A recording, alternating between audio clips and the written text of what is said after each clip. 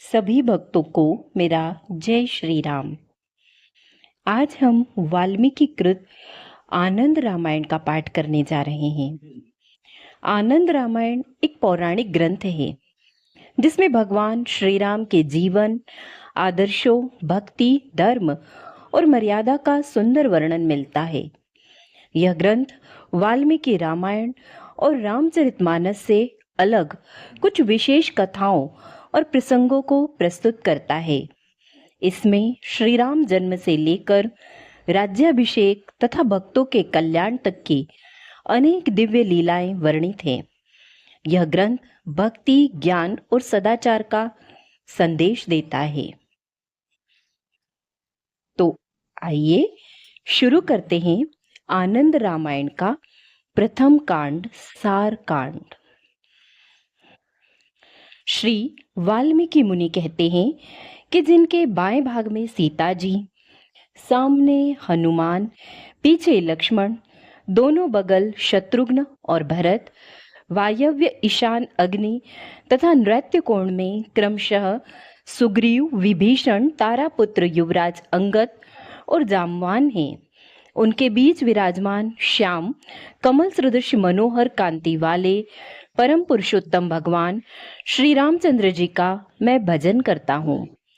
इस ग्रंथ के सार कांड में ऋषि वाक्य से दुष्ट रावण का हनन, दूसरे यात्रा कांड में सीता के साथ राम की तीर्थ यात्रा, तीसरे याग कांड में अयोध्या में 10 अश्वमेघ यज्ञ, चौथे विलास कांड में पत्नी के साथ विलास, पांचवें जन्म कांड में लव कुश की उत्पत्ति तथा सीता की पुनः स्वीकृति, छठे विवाह कांड में लव कुश के विवाह के लिए प्रस्थान, सातवें राज्य कांड में धर्मपूर्वक पृथ्वी का रक्षण, आठवें मनोहर कांड में राम की पूजा आदि का वर्णन और नवे पूर्ण कांड में सीता सहित भगवान रामचंद्र जी के स्वधाम पधारने आदि का सुंदर चरित्र वर्णित है। एक समय रामचंद्र जी की भक्ति में तत्पर देवी पार्वती ने कहा, हे शंभो, आपने बहुत से पुराणों की सुंदर कथा मुझे सुनाई। हे देव, अब आप कृपा करके मेरी प्रीति बढ़ाने वाले रघुवीर रामचंद्र के आनंददायक कर्म और उनके जन्म आदि की मनोहर कथा सुनाइए। शिवजी बोले, हे कांते, तुमने श्री रामचंद्र का कथा विषयक बड़ा अच्छा प्रश्न किया है। मैं उस मंगलकारिणी कथा को विस्तार पूर्वक कहता हूँ। आदि नारायण विष्णु से ब्रह्मा जी जायमान हुए। ब्रह्मा से मरीचि, मरीचि से कश्यप, कश्यप से सूर्य और सूर्य से श्राद्ध देव हुए। उन्हीं को वैवत्स्य मनु भी कहते हैं। उनके बड़े प्रतापो इक्ष्वाकु, इक्ष्वाकु से विकुक्षी अथवा शशाद और विकुक्षी के ककुत्स्य अर्थात पुरंजय हुए। ककुतस्थ से इंद्रवाह, इंद्रवाह से अनेना, अनेना से विश्वरंधी, विश्वरंधी से चंद्र और चंद्र का युवनाश्व नामक प्रतापी पुत्र हुआ। युवनाश्व से शाबस्त, शाबस्त से बृहदश्व तथा बृहदश्व से कुबलयाश्व सर्वश्रेष्ठ राजा हुए। कुबलयाश्व से द्रोणाश्व, द्रोणाश्व से हर्यश्व, हर्यश्व से निकुंभ, निकुंभ से वर्णाश्व, वर्णाश्व से कृताश्व, कृताश्व से शेनजीत, शेनजीत से युवनाश्व, युवनाश्व से मानधाता हुए, जो संसार में त्रिसदस्य के नाम से प्रसिद्ध थे। मानधाता से पुरुकुत्स, पुरुकुत्स से फिर त्रिसदस्यु हुए। त्रिसदस्यु से अनरण्य, अनरण्य से हयश्व, हर्यश्व से अरुण, अरुण से त्रिबंधन, त्रिबंधन से सत्यव्रत हुए। उनका नाम त्रिशंकु भी था। सत्यव्रत से हरिश्चंद्र नाम के बड़े सत्यवादी और प्रतापी राजा हुए। हरिश्चंद्र से रोहित, रोहित से हरित, हरित से चंप, चंप से सुदेव, सुदेव से विजय, विजय से भरुक, भरुक से वृक्क, वृक्क से बाहुक, बाहुक से सगर, सगर से असमंजस, असमंजस से अंशुमान, अंशुमान से दिलीप, दिलीप से भगीरथ, भगीरथ से श्रुत, श्रुत से नाभ, नाभ से सिंधु द्वीप, सिंधु द्वीप से अयुतायु, अयुतायु से ऋतुपर्ण और ऋतुपर्ण से सुदास हुए। वे भिन्न सह और कलमांध्राश्री नाम से भी प्रसिद्ध थे। सुदास से अश्मक, अश्मक से मूलक, मूलक से नारी कवच, नारी कवच से दशरथ और दशरथ से एडविड, एडविड से विश्वसह, विश्वसह से खड़वांग, खड़वांग से दीर्घबाहु बाहु हुए। उन्हीं का नाम दिलीप भी था। दिलीप से रघु, रघु से अज और अज से बड़े प्रतापी महाराज दशरथ हुए। दशरथ से साक्षात परमेश्वर मर्यादा पुरुषोत्तम रामचंद्र जायमान हुए। उनके अनंत नाम हैं जिनको मुनि लोग सदा गाया करते हैं। विष्णु से लेकर 61 राजे मैंने गिनाए। उन राजाओं के बाद रामचंद्र जी प्रकट हुए। उनका चरित्र मैं तुमको संक्षेप में बताता हूँ। इक्ष्वाकु कुल में श्रेष्ठ, लोगों में प्रसिद्ध, बलवान क्षत्रिय, सरयू नदी के किनारे बसी हुई अयोध्या नगरी के राजा, जम्बू द्वीप के स्वामी, बड़े भारी श्रीमान राजा दशरथ विशाल सेना रखकर धर्म तथा न्याय पूर्वक राज्य का शासन करते थे। अयोध्या के पास कोसल देश की कौशलपुरी में कौशल नाम का एक बड़ा पुण्यात्मा राजा राज्य करता था। उसकी विवाह के योग्य एक सुंदरी कौशल्या नाम की पुत्री थी। उसके पिता कौशल ने दशरथ के साथ विवाह निश्चित किया। बाद में आनंद के साथ विवाह के दिन का निश्चय करके उन्होंने लग्न के निमित्त राजा दशरथ को बुलाने के लिए दूतों को भेजा। उस समय राजा दशरथ सरयू नदी के बीच नौका पर बैठकर इष्ट मित्रों तथा मंत्रियों के साथ जल क्रीड़ा कर रहे थे। रात्रि का समय था। चारों ओर सैनिक खड़े थे। चारणगण स्तुति कर रहे थे और रत्नों के दीप के प्रकाश से समस्त नाव जगमगा रही थी। वारांगनाएं नाना प्रकार के नृत्य गान कर रही थी। उसी समय लंका के राजा रावण ने ब्रह्मा से पूछा, हे ब्रह्मन, मेरा किसके हाथों मरण होगा, यह आप स्पष्ट कहिए। रावण का वचन सुनकर ब्रह्मा ने कहा कि दशरथ की स्त्री कौशल्या से साक्षात जनार्दन भगवान राम आदि 4 पुत्रों के रूप में उत्पन्न होंगे। उनमें से राम तुमको मारेंगे। कौशल राज ने ब्राह्मणों से पूछकर राजा दशरथ के लग्न का आज से 5वां दिन निश्चित किया है। ब्रह्मा का यह वचन सुना तो रावण बहुत से राक्षसों को साथ लेकर शीघ्र अयोध्या नगरी को चल पड़ा। वहां जा और घोर युद्ध करके उसने नौका पर बैठे राजा दशरथ को पराजित किया और 5 प्रहार से नाव को तोड़कर सरयू के जल में डुबो दिया। उस समय और सब तो जल में डूबकर मर गए, परंतु राजा दशरथ तथा सुमंत्र नाम का मंत्री देव इच्छा से नाव के टुकड़ों पर बैठकर धीरे धीरे जल प्रवाह के सहारे गंगा नदी में जा पहुंचा। वहां से बहते हुए वे दोनों समुद्र में जा मिले। उधर रावण अयोध्या से चलकर कौशल नगरी में जा पहुंचा और भयानक युद्ध करके राजा कौशल को जीत लिया। तदंतर कौशल्या का हरण करके वह आनंद के साथ आकाश मार्ग से लंका को चला। रास्ते में क्षार समुद्र में रहने वाली तिमिंगिल मछली को देखकर उसने सोचा कि सब देवता मेरे शत्रु हैं, कहीं रूप बदलकर वे लंका से कौशल्या को चुरा न ले जाएं। इसलिए इसको यहीं इस तिमिंगिल को धरोहर रूप में सौंप दूं तो ठीक हो। ऐसा सोचकर उसने कौशल्या को पिटारी में बंद करके तिमिंगिल मछली को सौंप दिया और स्वयं आनंद के साथ लंका चला गया। वह मछली उस पिटारी को मुख में लेकर सुखपूर्वक समुद्र में घूमने लगी।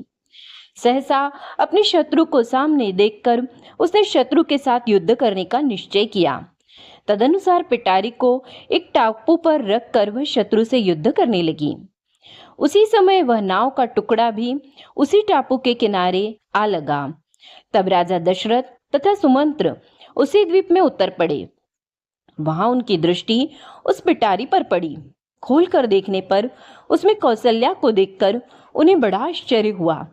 बाद में एक दूसरे से सब बातों को जान करके प्रसन्न हुए और अच्छे मुहूर्त में वहीं पर राजा दशरथ ने प्रसन्नता पूर्वक कौशल्या के साथ गंधर्व विवाह कर लिया। पश्चात राजा कौशल्या तथा मंत्रियों में श्रेष्ठ मंत्री सुमंत्र ये तीनों पुनः पिटारी में घुस गए और अपने ढकना बंद कर लिया। मछली ने भी शत्रुओं को जीतकर उस संदूक को फिर अपने मुंह में रख लिया। उधर लंका में रावण सुखपूर्वक सभा में बीच में बैठा और ब्रह्मा जी को बुलाकर हंसते हुए बोला, हे ब्रह्मन, मैंने आपके वचनों को भी झूठा कर डाला। दशरथ को जल में डुबोकर कौशल्या को छुपा दिया। भरी सभा में रावण के इस वचन को सुनकर ब्रह्मा ने जोर से स्पष्ट शब्दों में ओम पुण्याहम ऐसा कहकर यह सुनकर रावण ने पूछा कि यह आपने क्या कहा? ब्रह्मा जी बोले, अरे राजा दशरथ का विवाह हो गया।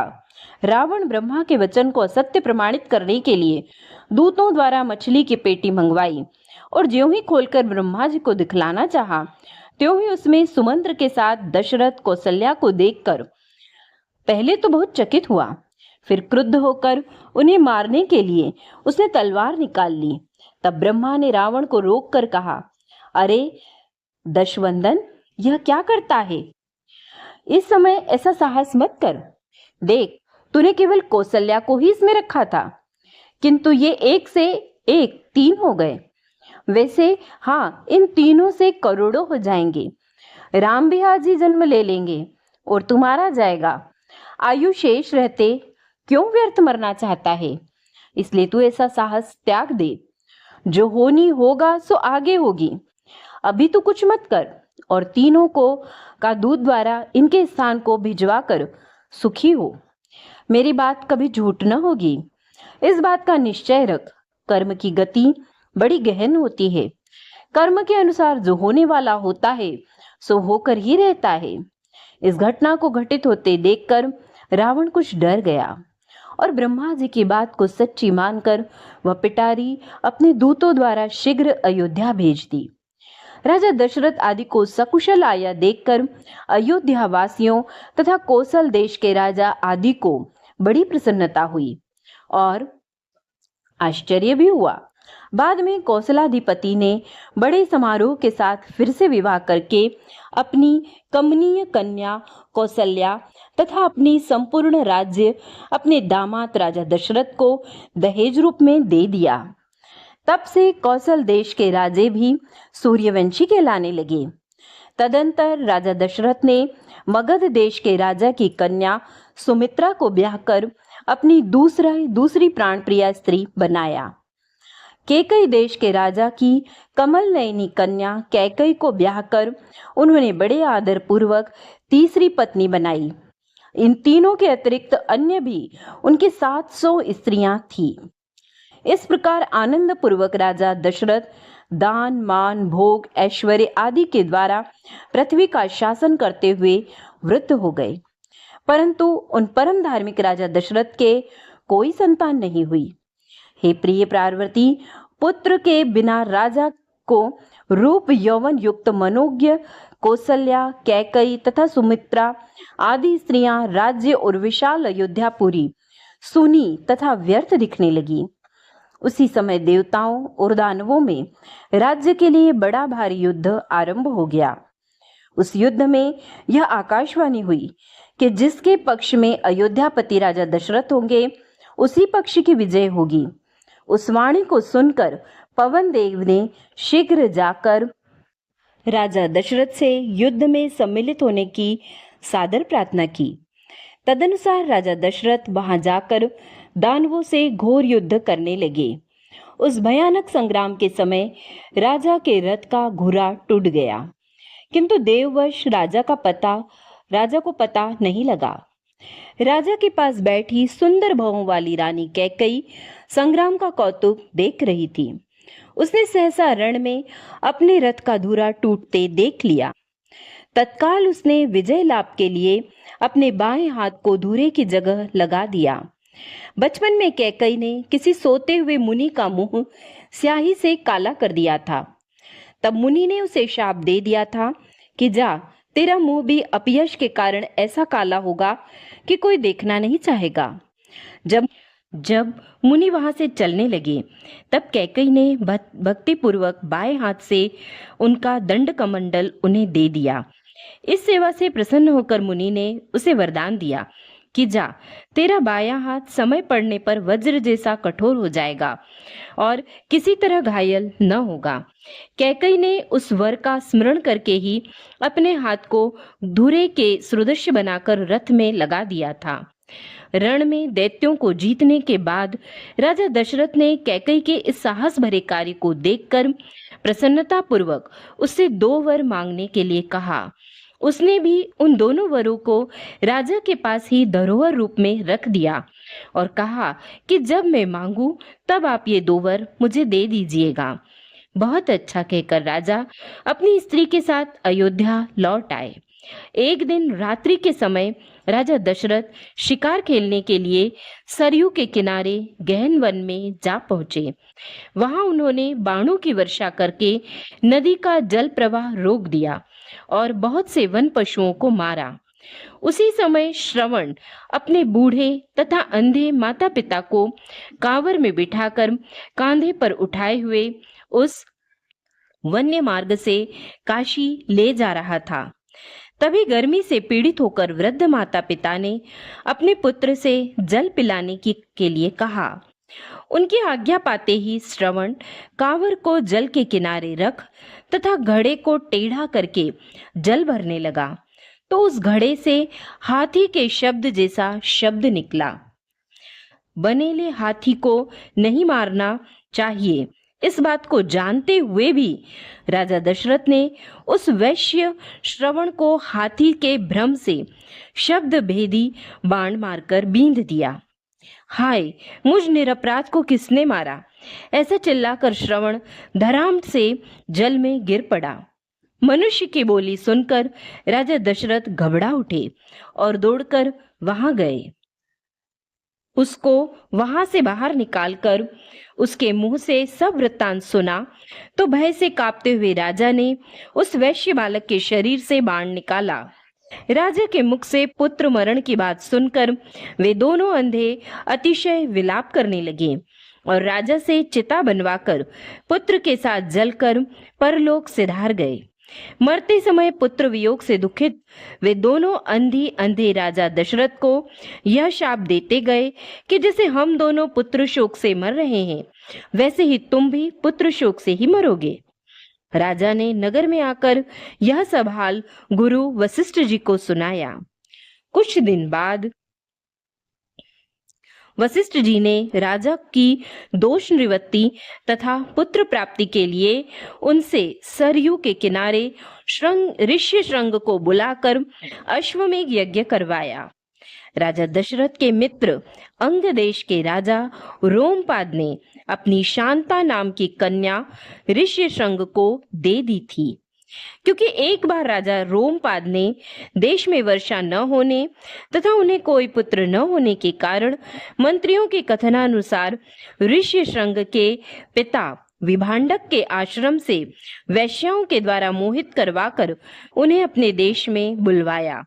वेश्याएं वन में गई और नाचकर गाकर बाजे बजाकर हाव भाव आलिंगन तथा पूजा आदि के द्वारा मोहित करके ऋष्य श्रृंग को ले आई। उनके यज्ञ कराने से राज्य में वृष्टि हुई और राजा को पुत्र भी प्राप्त हुआ। तब प्रसन्न होकर राजा रोमपाद ने ऋष्य श्रृंग को अपनी शांता नाम की कन्या दान करके दे दी।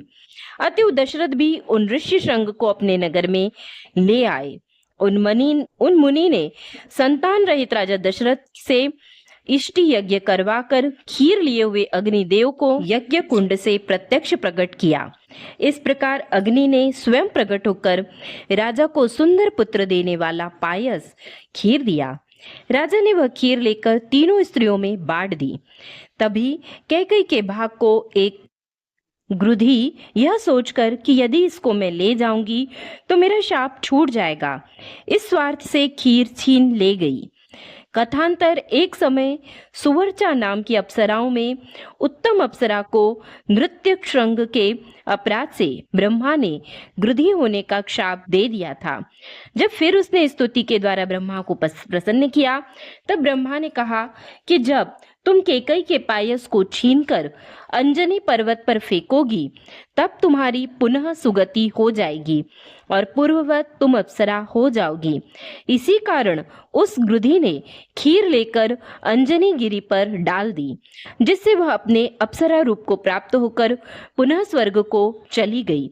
बाद में कौशल्या तथा सुमित्रा ने अपने अपने भागों में से थोड़ा थोड़ा पायस केकई को दे दिया। इस प्रकार सबने पायस खाया और सबने गर्भ धारण किया। भावी पुत्रोत्पत्ति के गर्भ चिन्हों को देख तथा सुनकर होनहार पुत्रों के द्वारा किए जाने वाले अद्भुत कार्यों को लोग पहले ही समझ गए। यहाँ वाल्मीकि रामायण में सारकंड में पहला सर्ग यहीं पर पूरा हुआ। श्री सीता रामचंद्र चरण कमलार्पण मस्तु। शेष आगे।